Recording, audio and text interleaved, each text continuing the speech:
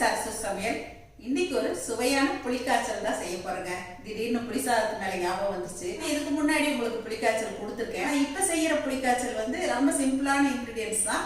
அதே சமயத்துல டேஸ்டும் ரொம்ப நல்லா இருக்கும். இப்ப இந்த புளிக்காய்ச்சல் எப்படி செய்யறது பார்க்கலாங்க. ஒரு 100 கிராமுக்கு அதிகமாகவே புளியை கொஞ்சம் லேசாக வெதுவெதுப்பான தண்ணியில் ஊற வச்சுட்டு நல்லா கரைச்சி இந்த மாதிரி வடிகட்டி எடுத்துக்கிறேங்க. இப்போ நமக்கு புளி தண்ணி ரெடியாக இருக்குங்க.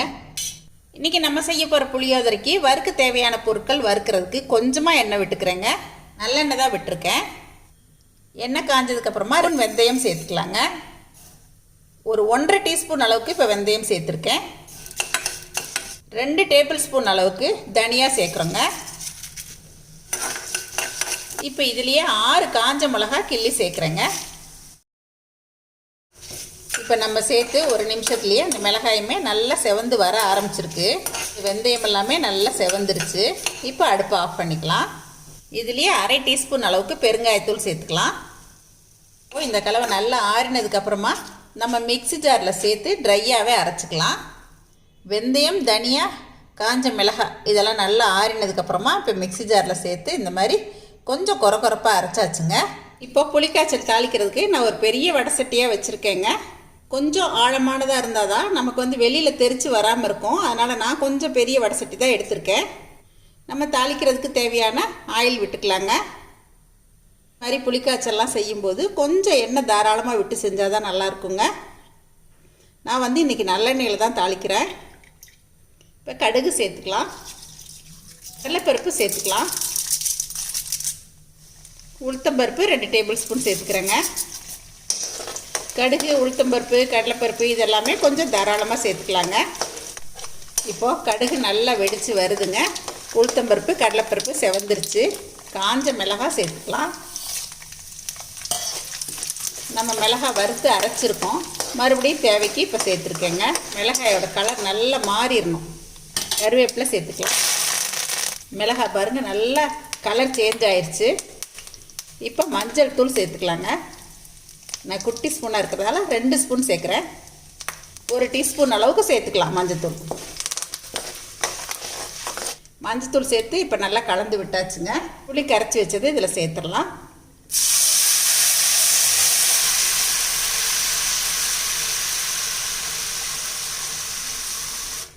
நம்ம அரைச்சி வச்சுருக்க பொடியை இன்னும் கொஞ்சம் நேரம் நல்லா கொதித்து வந்ததுக்கப்புறமா தான் சேர்க்க போகிறோங்க.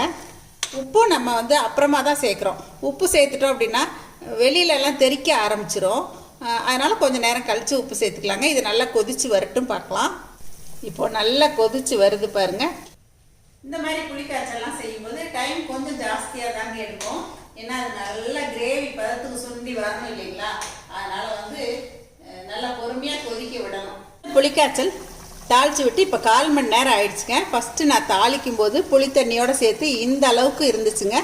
இப்போ பாருங்கள் கொதித்து இந்த அளவுக்கு வற்றி வந்திருக்கு. இந்த மாதிரி வந்ததுக்கப்புறமா நம்ம காரப்பொடி ரெடி பண்ணி வச்சோம் இல்லைங்களா?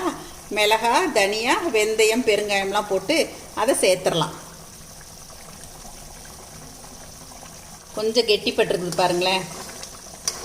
இந்த ஸ்டேஜில் தான் நம்ம பொடியெல்லாம் சேர்த்துருக்கோம். இப்போ பொடி சேர்த்ததுக்கப்புறமா நம்ம வறுத்து தோல் எடுத்து வச்சுருக்க வேர்க்கடலை சேர்த்துடலாங்க. வேர்க்கடலை நல்லா ஒரு கைப்பிடிக்கும் ஜாஸ்தியாகவே சேர்த்துருக்கேங்க. இந்த ஸ்டேஜில் நம்ம உப்பு சேர்த்துக்கலாங்க. இந்த மாதிரி புளிக்காய்ச்சல்லாம் செய்யும்போது கல் உப்பு தாங்க சேர்க்கணும். புளிக்காய்ச்சல்லாம் செய்யும்போது தக்காளி தொக்கு இந்த மாதிரி ஐட்டம்ஸ் எல்லாம் செய்யும்போது உப்பு வந்து நம்ம லாஸ்ட் ஸ்டேஜில் தான் வந்து சேர்க்கணுங்க. இல்லைன்னா அப்படியே வெளியில் ரொம்ப தெறிக்க ஆரம்பிச்சிடும். உப்பு சேர்க்காத வரைக்கும் கொஞ்சம் கூட வெளியில் தெறிக்கவே இல்லைங்க. இப்போ உப்பு சேர்த்ததுக்கப்புறம் எப்படி தெரிச்சிருக்குங்கிறத உங்கள்கிட்ட காட்டுறேன் பாருங்க. உப்பு சேர்த்ததுக்கப்புறமா இப்போ கொஞ்சம் சட்டியில் எல்லாமே இந்த மாதிரி ஓரத்தில் எல்லாமே வெளியில் கூட கொஞ்சம் தெறிக்க ஆரம்பிக்குதுங்க. இப்போது இந்த ஸ்டேஜ் வர்ற வரைக்குமே நான் ஹை ஃப்ளேமில் தான் வச்சுருந்தேங்க. இந்த ஸ்டேஜ் வந்ததுக்கப்புறமா நான் நல்லா லோ ஃப்ளேமுக்கு கொண்டு போயிட்டேங்க. கொஞ்சம் பொறுமையாக கிளறி கிரேவி பதத்துக்கு கொண்டு வந்துட்டு அப்புறம் அடுப்பு ஆஃப் பண்ணிக்கலாங்க. எண்ணெயெல்லாம் நல்லா பிரிய ஆரம்பிச்சிருச்சு பாருங்கள். நல்லா கெட்டிப்பட்டுருச்சு. இப்போ நம்ம அடுப்பு ஆஃப் பண்ணிக்கலாம். கமகம வாசத்தோட புளிசாதம் செய்கிறதுக்கு புளிக்காய்ச்சல் ரெடி ஆகிடுச்சுங்க. இந்த மாதிரி தலைன்னு இருக்கும்போது அடுப்பை ஆஃப் பண்ணிவிட்டு நல்லா ஆற விட்டுறணுங்க. அதுக்கப்புறமா தான் நம்ம பாட்டிலில் ஸ்டோர் பண்ணி வைக்கணும். நான் அடுப்புலேருந்து இறக்குற பதம் உங்களுக்கு காட்டினேன். அப்போ இன்னும் கொஞ்சம் லூஸாக தான் இருந்துச்சு. இப்போ பாருங்கள், நல்லா ஆறினதுக்கப்புறமா நல்லா இந்தளவுக்கு கெட்டிப்பட்டுருச்சு நமக்கு. புளிக்காய்ச்சல் செய்கிறதுக்கு நான் ஈவினிங்கே புளியெல்லாம் ஊற வச்சுட்டேங்க. ஊற வச்சு கரைச்சும் எடுத்து வச்சுட்டேன். ஆனால் நான் வந்து ஆரம்பிக்கிறதுக்கு கொஞ்சம் டிலே ஆகிடுச்சு. நைட்டு டிஃபன்லாம் முடிச்சுட்டு அதுக்கப்புறமா மெதுவாக தான் நான் ஆரம்பித்தேன். புளியெல்லாம் கரைச்சிட்டு பொடிக்கு வறுத்து அரைச்சிட்டு தாளித்து விடும்போது கரெக்டாக 9 மணிங்க. 9 மணிக்கு ஆரம்பித்து 9:30 புளிக்காய்ச்சல் நமக்கு ரெடி ஆகிடுச்சு. மரக்கரண்டி இந்த மாதிரி ஏதாவது போட்டு யூஸ் பண்ணோம் அப்படின்னா இது 2 மாதம் ஆனாலும் கெடாதுங்க, அப்படியே இருக்கும். நம்ம ஃப்ரிட்ஜில் வச்சுட்டு அப்பப்போ தேவைக்கு எடுத்துக்கலாம். இந்த புளிக்காய்ச்சலை பார்க்கும்போதே கொஞ்சம் சாப்பிடணும்னு தோணுது. அதனால் கொஞ்சமாக இந்த ஸ்பூனில் ஒட்டி இருக்கிறத எடுத்து டேஸ்ட் பண்ணி பார்க்கலாம். டேஸ்ட் அல்டிமேட்டுங்க. நல்லா காரசாரமாக அந்த புளிப்பு உப்பு, அதே சமயத்தில் நம்ம அந்த வறுத்து போட்ட வெந்தயம் மல்லி பெருங்காயம் மணத்தோட புளிக்காய்ச்சல் அருமையாக வந்துருக்குங்க. நான் உங்களுக்கு நாளைக்கு மதியம் ரைஸ் வைக்கும்போது உங்களுக்கு புளி சாதமும் இதை வச்சு நான் செஞ்சு காட்டுறேங்க. நான் நேற்று செஞ்ச புளிக்காய்ச்சல் நல்லா ஆற வச்சுட்டு இந்த மாதிரி ஒரு கிளாஸ் கண்டெய்னரில் ஸ்டோர் பண்ணி வச்சுட்டேங்க. இப்போ ரைஸும் ரெடியாக ஆற வச்சு வச்சுருக்கேன். சாதத்தை நல்லா ஆற வச்சுக்கணுங்க. இந்த மாதிரி உதிர் உதிராக இருக்கணும். ஆற வைக்கிறதுக்கு நம்ம 1 டீஸ்பூன் அளவுக்கு கொஞ்சம் நல்லெண்ணெய் மேலால் ஊற்றி விட்டோம் அப்படின்னா நல்லா ஆறிடுங்க. தேவைக்கு நம்ம கொஞ்சம் புளிக்காய்ச்சல் சேர்த்துக்கலாம். இப்போ இது நல்லா கலந்து விட்டுக்கலாங்க.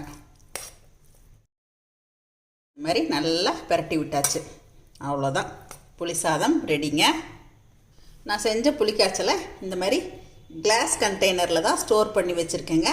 நம்ம ஈரம் படாமல் பார்த்துக்கிட்டோம் அப்படின்னா இது வந்து 3 மாதம் வரைக்குமே நம்ம வச்சுருக்கலாங்க. ஆனால் ஃப்ரிட்ஜில் வச்சுக்கணும். இதையுமே ஒரு குட்டி கிளாஸ் பாட்டிலில் போட்டு வைக்க போகிறேங்க. ஒரு 150 கிராம் புளி எடுத்தீங்க அப்படின்னா இந்த அளவுக்கு நமக்கு புளிக்காய்ச்சல் கிடைக்குங்க. இந்த மாதிரி புளி சாதம் செஞ்சு கூடவே வடகம்லாம் பொரித்து ஸ்கூலுக்கு லஞ்ச் பாக்ஸுக்கு வச்சு விட்டோம் அப்படின்னா சாப்பாடு கண்டிப்பாக காலியாக தான் வருங்க. இதில் வந்து எண்ணெய் நல்லா மதங்கிட்டுருக்கு. இந்த மாதிரி எண்ணெய் இருந்துச்சு அப்படின்னா தான் ரொம்ப நாள் கெட்டு போகாமல் இருக்குங்க. டேஸ்ட் பண்ணி பார்த்துடலாம். கூடவே வெங்காய வடகமும் ரெடியாக இருக்குங்க. அதுவும் இதுக்கெல்லாம் வந்து ஒரு துவையல் அரைச்சி தொட்டுக்கிட்டோம் அப்படின்னா ரொம்பவே நல்லாயிருக்கும். இந்த புளிசாதத்துக்குனே ஒரு துவையல் ரெசிபி கூட நான் கொடுத்துருக்கேன், நீங்கள் செக் பண்ணி பாருங்கள், என்னோடய வீடியோவில் இருக்குது. உப்பு காரம் புளிப்பு எல்லாமே வந்து பர்ஃபெக்டாக இருக்குங்க. இந்த புளிக்காய்ச்சல் செய்கிறதுக்கு ரொம்பவே சிம்பிளான இன்க்ரீடியன்ஸ் தான், ஈஸியாக செஞ்சு வச்சுக்கலாம். நம்ம ஸ்கூலுக்கெலாம் வந்து குழந்தைங்களுக்கு ஆஃபீஸ்க்கு போகிறவங்களுக்கு எல்லாருக்குமே கொடுத்து அனுப்பணும் அப்படின்னா டக்குன்னு இந்த புளிக்காய்ச்சல் வச்சு ரைஸ் வச்சா போதுங்க. ப்ளஸ் வந்து ஒரு வடகத்தை பொரித்து கொடுத்து அனுப்பிடலாம், ஈஸியாக வேலை முடியும். அவசரத்துக்கு நமக்கு இந்த மாதிரி புளிக்காய்ச்சல் செஞ்சு வச்சுட்டா கைக்கு உதவுங்க. இந்த வீடியோ உங்களுக்கும் பிடிச்சிருக்குன்னு நினைக்கிறேங்க. எப்பயும் போல் உங்களோட ஃபீட்பேக் சொல்லுங்கள். பிடிச்சிருந்தா லைக் ஷேர் பண்ணுங்கள். மறக்காமல் என்னோட சேனலை சப்ஸ்கிரைப் பண்ணிக்கோங்க. தேங்க்யூ. சரசு சமையல் பாருங்கள், சமையல் நல்லா பண்ணுங்கள். சரசஸ் ஃபுட் ப்ராடக்ட்ஸ் பொடிவகைகள் தேவைப்படுறவங்க இங்கே கொடுத்துருக்க வாட்ஸ்அப் நம்பரில் காலை 10 மணி முதல் மாலை 6 மணி வரை எங்களை காண்டாக்ட் பண்ணி வாங்கிக்கலாங்க. தேங்க்யூ.